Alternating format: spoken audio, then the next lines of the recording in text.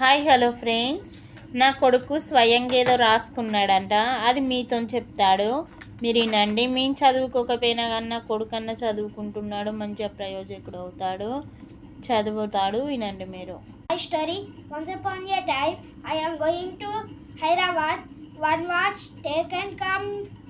That watch take and come means train track fell down.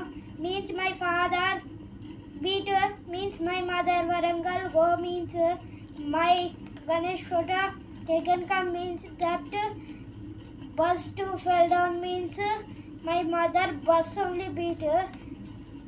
The end. Next chapter 2 will be started. Bye. ఇగో నా కొడుకే స్వయంగా రాసుకొని చెప్పిండు. అది నాకు అర్థం కాలేదు, ఎందుకంటే నాకు ఇంగ్లీష్ రాదు, అర్థం కాదు. మీకు నచ్చేది ఉంటే like, share and subscribe. Bye చెప్పు డాడీ. Bye. బాయ్.